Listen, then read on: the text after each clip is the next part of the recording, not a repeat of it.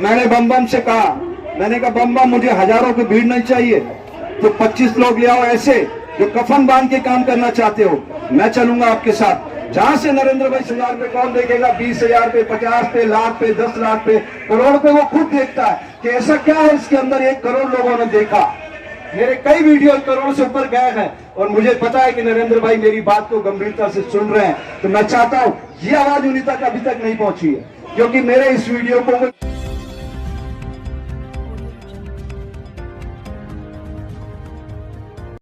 जो मैं आपको बोलूं वो आप पूरा समझ सकोगे क्या कहना है। हाथ नीचे रख लीजिए, कमर सीधी कर लीजिए।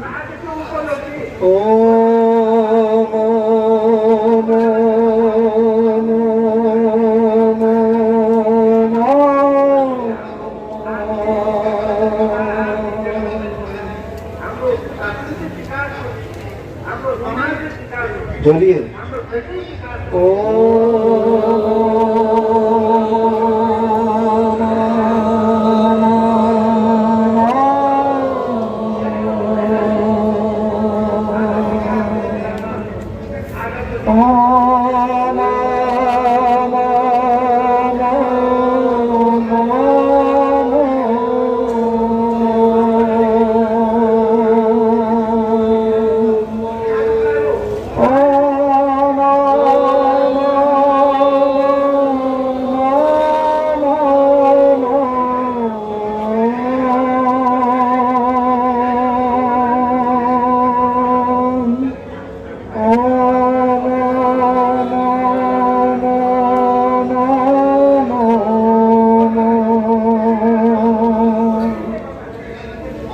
धर्म की अधर्म का प्राणियों में विश्व का।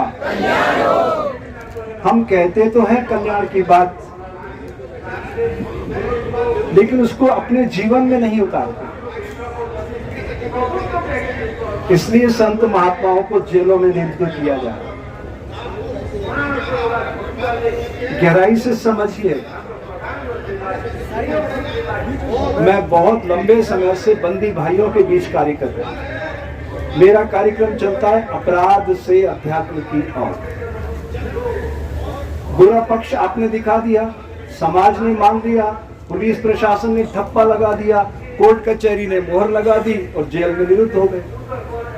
तो जो अच्छा पंथा वो कहीं सुप्त रह गया, उसको जगाने के लिए मैं ये अभियान चलाता हूं, अपराध से अध्यात्म की ओर। आपको गहराई से समझना पड़ेगा कि पूज्य बापूजी जेल में निरुद्ध क्यों हैं। 2013 1 सितंबर, तारीख याद है? उसी दिन बापूजी से मेरी जोधपुर जेल में भेंट होती है। मुझे पुलिस गुजरात की आईबी ट्रेस करती है कि स्वामी जी आप कौन हैं, कहाँ के रहने वाले हैं। मैं उनसे कार्ड मांगता हूं कि आपका कार्ड दिखाओ, पहले अपना परिचय दो। तो मुझे पता चलता है कि गुजरात पुलिस यहां खड़ी है। अब आप बात समझिए, ये रिपोर्ट कहां पर हुई? दिल्ली में। घटना कहां की बताई? जोधपुर की। अरेस्ट कहां पे हुए बापूजी? इंदौर में। जरा राजनीतिक दृष्टि से समझिए, वो लोहे को लोहा काटता है। आप सरलता से ये जंग नहीं जीत पाओगे, आपको थोड़ा सा आधुनिक बनना पड़ेगा। तो मैं 2 ऑप्शन आपके सामने लेके आया हूं। ये 10 साल हम किसी के लौटा नहीं सकते, ना आपके, ना मेरे, ना बापूजी के। समय का पहिया घूम चुका है, गंगा से बहुत पानी बह चुका है। अब हमारे पास क्या ऑप्शन है, इस पे हम विचार करते हैं कि जो समय बीत गया वो तो लौटेगा नहीं, पर गलतियां कहां कहां हुई वो हमें समझना होगा, ताकि उन गलतियों को रिपेयरिंग करते हुए आगे बढ़े। सही है? तो आईबी ने जब मुझे ट्रेस किया तो मैं बापूजी के पास जेल में वापस पहुंचा। मैंने कहा बापूजी मुझे एक बात सच बताइए, आपका गुजरात के मुख्यमंत्री से कोई झगड़ा है क्या? बोले कोई झगड़ा नहीं है। मैंने कहा ऐसा कैसे हो सकता है? घटना जोधपुर की, रिपोर्ट दिल्ली में, अरेस्ट इंदौर में, गुजरात का कोई सीधा सीधा लेना देना नहीं है इस केस से। तो गुजरात पुलिस क्या कर रही है जोधपुर के अंदर? मैंने कहा आप मुझे सच बता दो, मैं समाज के सामने ये बात रख दूंगा। बोले नहीं स्वामी जी, मेरा कोई झगड़ा नहीं, बात खत्म हो गई। उन्होंने कहा मैं 15 दिन में बाहर आ जाऊंगा, तो मैं इंतजार करता रहा। फिर दोबारा से मैंने उसी जोधपुर जेल में शिविर लगाया, 3 दिन का, अपराध से अध्यात्म किया। तीसरे दिन मैंने बापूजी से फिर मुलाकात की। मैंने कहा बापूजी, इस जेल को हम गोद ले लेते हैं। यहाँ का जो डीजी है ओमेंदर भारद्वाज, 2013 की बात कर रहा हूँ, 10 साल पहले की। ये ओमेंदर भारद्वाज हमारा बच्चा है। वो कह रहा स्वामी जी आप जेल को गोद ले लो। मैंने कहा बापूजी, आपके इतने करोड़ों साधक हैं देश में, हम इस जेल को आश्रम में तब्दील कर देंगे तो लोग, पूरी दुनिया का ध्यान जाएगा कि एक संत के आने से ये जेल आश्रम के रूप में तब्दील हो गई। तो आपकी सारी जो साजिश है सामने वालों की, वो सब नेस्तनाबूद हो जाएगी और आपका कद और बड़ा होकर उभर जाएगा। मेरी बात को उन्होंने फिर भी स्वीकार नहीं किया।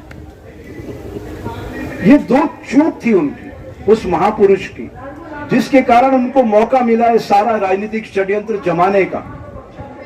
आप देख रहे हैं, ये कहते हैं ईसाई मिशनरियां, ईसाई मिशनरियां, ईसाई मिशनरी। अरे मान लो ईसाई मिशनरी ने फंसाया, 1 मिनट के लिए मान लो। गुजरात में ईसाई मिशनरियों का शासन है, दिल्ली में ईसाई मिशनरियों का शासन है।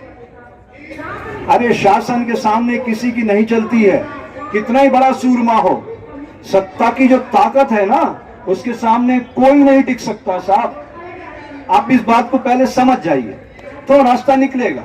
और ये मैं आखिरी बार ही आपके मंच पे आया हूं, कभी नहीं आऊंगा, ये मैं साफ कर रहा हूं। क्योंकि मैंने बहुत कुछ खोया, मेरा तो आश्रम ही खत्म कर दिया इन्होंने। मेरा खाते का जमीन था, कोई अतिक्रमण नहीं था। इसी वजह से मेरा टूटा कि मैं बापूजी के समर्थन में खड़ा था। मेरा तो करोड़ों का नुकसान किया है और जगह जगह मुझे काटा जा रहा है। आप समझिए मेरी लड़ाई क्या उनसे। आज मैं उनकी गोद में बैठ के जाऊं तो कल सारे टीवी चैनलों पे मेरे समाचार सुनोगे आप, हर जगह। लेकिन मैं ऐसा नहीं कर सकता। मैं सत्य का प्रतीक हूं, मरते दम तक सत्य का प्रतीक ही रहूंगा। बात समझिएगा, एक गहराई से समझिएगा।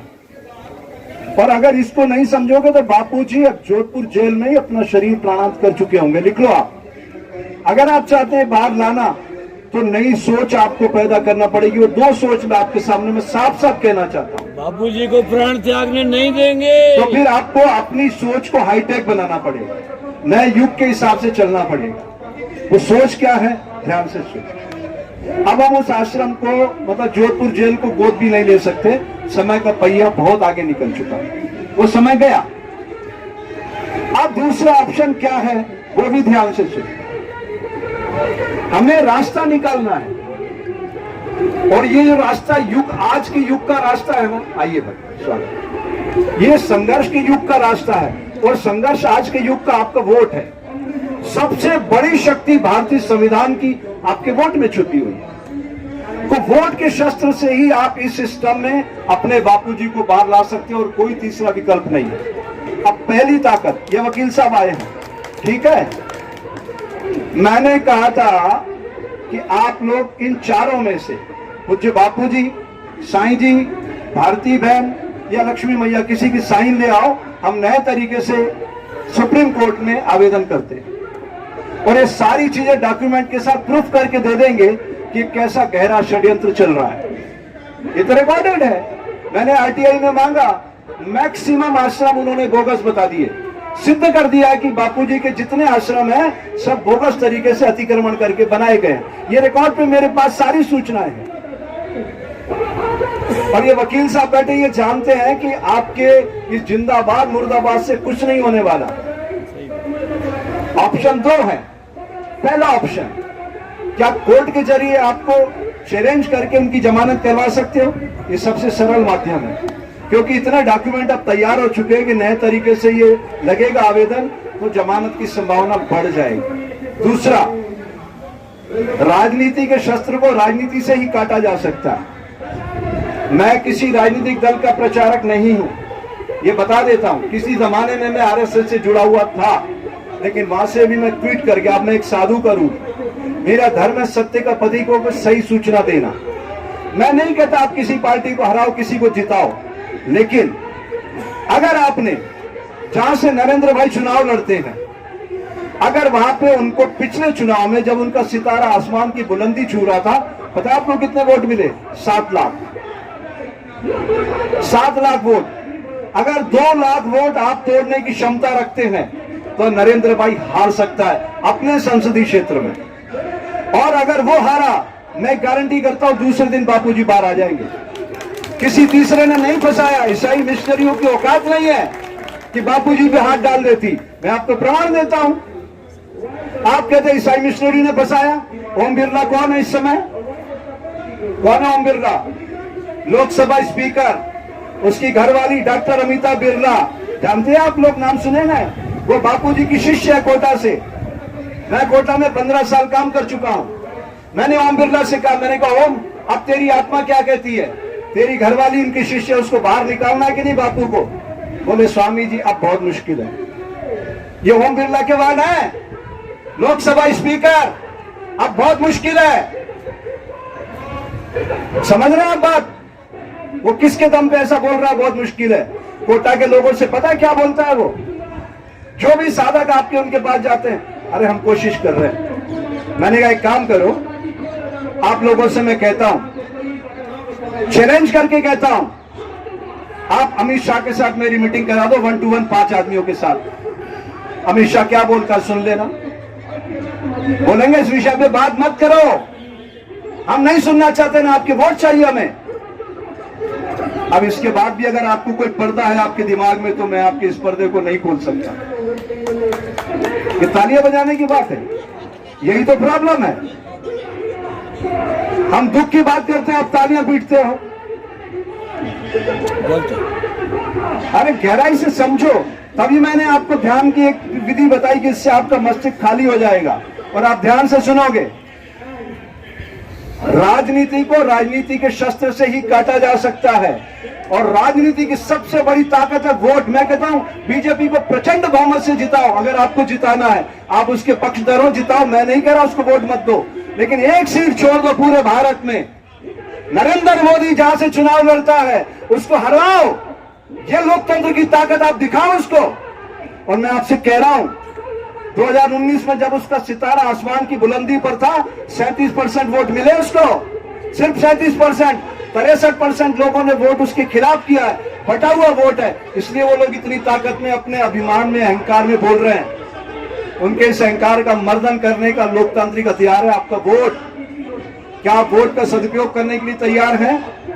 मैंने बम बम से कहा, मैंने कहा बम बम मुझे हजारों की भीड़ नहीं चाहिए, तो 25 लोग ले आओ ऐसे जो कफन बांध के काम करना चाहते हो। मैं चलूंगा आपके साथ जहां से नरेंद्र भाई चुनाव लड़ेंगे।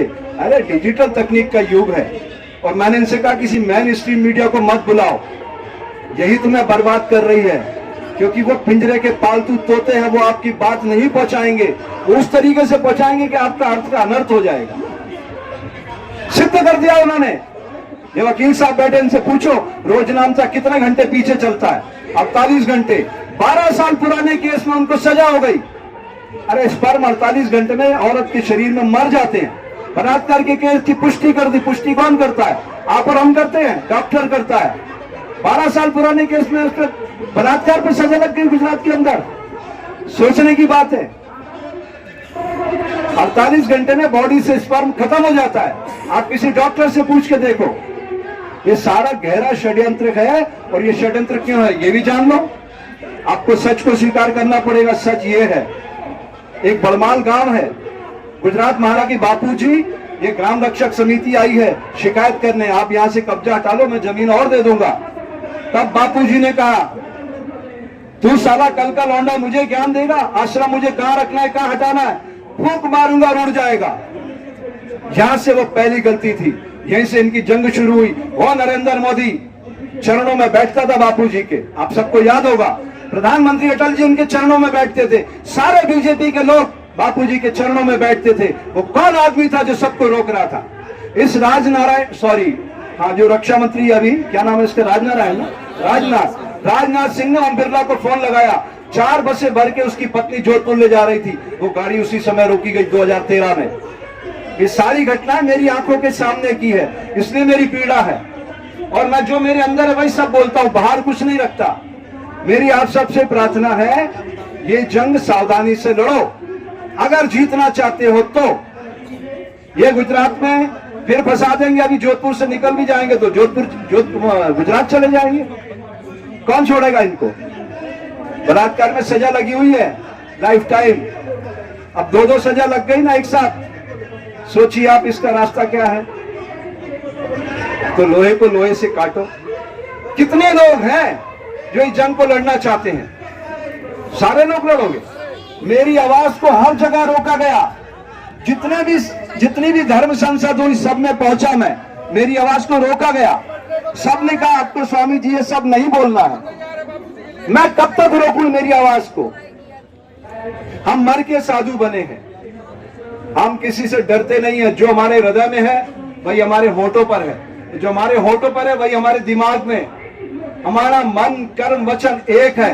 तीनों में कोई भेद नहीं है। ये सारे वीडियो मेरे YouTube पर अवेलेबल हैं, आप सुन सकते हैं। मैं फिर से आपसे प्रार्थना करता हूं, भारतीय संविधान 2 लोग चला रहे हैं, सिर्फ 2 लोग, पटवारी और थाना प्रभारी। पटवारी जो लिख देता है ना 7/12 में, राष्ट्रपति को भी बदलने की पावर नहीं है। और FIR जिस थानेदार ने लिख दी कोई नहीं बदल सकता। बाकी सब उसके वो प्रेरी है, उसको लेकर के चलने वाले लाठी लेके। जो थानेदार ने लिख दिया उसी पर या तो एक्विटल होगा या कन्विक्शन होगा। आप बदल नहीं सकते। ये भारतीय संविधान 2 लोग चला रहे हैं, बाकी हम सब उनके अर्दली हैं, उनके आगे पीछे घूम रहे हैं। कुछ भी नहीं है हम। उस जमाने में जब संविधान लिखा गया लोग बहुत चरित्रवान थे, इंच मात्र सत्य बोलना जानते थे। और आज हमारा देश का पंत प्रधान झूठ पे झूठ, झूठ पे झूठ, झूठ पे झूठ। सच खोजना पड़ता है कि वो कहां सच बोलेगा। ऐसे महान नायकों से आपको लड़ने के लिए अब 2 स्रोत देके मैं अपनी बात खत्म करूंगा। ध्यान रखिएगा, बहुत गहराई से बोल रहा हूं, अपने जीवन के तजुर्बे से बोल रहा हूं। अगर 2 झूठ लड़ेंगे, 2 झूठ, तो लिख लीजिए, आप लिख लीजिए अपने दिमाग में, बड़ा झूठ जीतेगा। अगर 2 झूठ लड़ेंगे तो बड़ा झूठ जीतेगा। लिख लीजिए आप, कोई नहीं हरा सकता उसको। लेकिन ताली मत बजाओ। और सत्य और झूठ लड़ेंगे तो सत्यमेव जयते।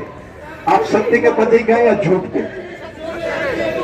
और सत्य यह है कि पूज्य बापू जी को फंसाने वाले सिर्फ एक व्यक्ति हैं, जिसका नाम है नरेंद्र दामोदर दास मोदी। मैं दिल की गहराइयों से कह रहा हूं, गारंटी के साथ, कभी भी इतिहास लिखा जाएगा, ये सारी चीज एक दिन सामने आएगी कि नरेंद्र मोदी ने उसको षड्यंत्र करके बापू के पूरे परिवार को क्यों फंसाया था। राकेश अस्थाना नाम सुना है आपने? सूरत में पुलिस कमिश्नर था, याद है आपको? ये बाद में क्या बन के आया दिल्ली में? Commissioner police, BSF DG। क्या रिश्तेदारी नरेंद्र भाई की और राकेश अस्थाना की, समझते आप? ये उसी के लिए ऑब्लाइज कर रहे थे कि उस राकेश अस्थाना ने षड्यंत्र पूर्वक उन दोनों लड़कियों को बुला के अलग अलग जगह से FIR करवाई थी। और क्या लिखा था, ध्यान से सुनिए, क्या लिखा उसने FIR में, राकेश ने, कि बापू को, नारायण साई को लड़के सप्लाई करने का काम कौन करते थे? बापू की पत्नी यानी लक्ष्मी मैया और बापू की बेटी। FIR में लिखा हुआ है। लानत की बात है, ये सनातन संस्कृति के प्रचारक जिन्होंने अपना सारा जीवन सनातन संस्कृति को दिया, उनको कैसे गिराया इस नरेंद्र भाई ने। इसलिए मैं कहता हूं कि वो मानसिक रूप से बीमार है, उससे सुपरिटी कॉम्प्लेक्स है, उच्च चिंता की बीमारी है उसको, कि संसार में मेरे जैसा कोई नहीं। लेकिन मैं एक बात कहना चाहता हूं, नरेंद्र भाई एक बात सुन लेना, तुम भी उसी RSS से आते हो, मैं भी उसी RSS से आता हूं। और मैंने भी जिंदगी में संकल्प लिया था कि मैं सत्य का पथिक बनूंगा, चाहे मुझे जो भी करना पड़े। तो आज अधर्म धर्म का कवच पहनकर खड़ा है। तो इसलिए मैं कृष्ण भगवान को याद करता हूं, अधर्म जब धर्म का कवच पहनकर खड़ा हो जाए तो उसे नष्ट कर देना ही धर्म है। और आज का धर्म है आपका वोट। इस वोट की शक्ति को पहचानो और समय आने पर बता देना। और ये यात्रा आपको आज से ही शुरू करना होगी। कैसे, वो मैं बताता हूं। मेरे संदेश को अगर आप लोगों ने 1 करोड़ लोगों तक पहुंचा दिया डिजिटल तकनीक से, है ना, जो भी ये लॉन्च कर रहा है अपने वीडियो, मेरा वीडियो जिस भी चैनल पे जाए, अगर उसका व्यूअर 1 करोड़ आ गया तो उसको पता है कौन देखता? सारी लेयर टूट जाती है, उसको नरेंद्र भाई खुद देखते हैं। उन्होंने अपनी लेयर बना रखी है, 12,000 IT के प्रोफेशनल बैठा रखे हैं। और उसका सबका क्रम है, 10,000 पे कौन देखेगा, 20,000 पे, 50 पे, लाख पे, 10 लाख पे, करोड़ पे। वो खुद देखता है कि ऐसा क्या है इसके अंदर, 1 करोड़ लोगों ने देखा। मेरे कई वीडियो करोड़ से ऊपर गए हैं और मुझे पता है कि नरेंद्र भाई मेरी बात को गंभीरता से सुन रहे हैं। तो मैं चाहता हूं ये आवाज उन्हीं तक अभी तक नहीं पहुंची है, क्योंकि मेरे इस वीडियो को कोई बहुत ज्यादा व्यूअर नहीं मिलता है बापू के। अगर मैं वहां खड़ा होकर अभी वीडियो दूंगा उनको, यूट्यूबर्स को, वो लाखों में पहुंचेगा, लाखों में। लेकिन ये वीडियो मुझे पता है 1,000, 2,000, 5,000 में खत्म हो जाएगा। लेकिन ये 1 करोड़ पे पहुंच गया तो इसको नरेंद्र भाई देखेंगे और नरेंद्र भाई को एक चीज समझ में आ जाएगी कि 2024 अब दूर नहीं है। तो नई सोच उनको लाना पड़ेगी और भगवान उनको सद्बुद्धि दे कि जिसको अपना गुरु मानते थे, बड़ा मानते थे, विचार रखते थे, अब वो सारी चीजें जो उनके बीच हुई वो समय के प्रवाह ने खत्म कर दी है। अगर वो इसको बदल सके और अच्छा कर सके तो मेरा यकीन जानिए वो समय आ जाएगा जब उनको विवश होना पड़ेगा, नई सोच लाना पड़ेगी और उनको पूज्य बापू जी के लिए सद्भावना पूर्वक सोचना पड़ेगा। इन्हीं पवित्र भावनाओं के साथ मैं अपनी वाणी को विराम देता हूं। अच्छा लगा हो स्वीकार कर लेना, बुरा लगा हो डिलीट कर देना। जय हिंद, जय भारत, हरिओम।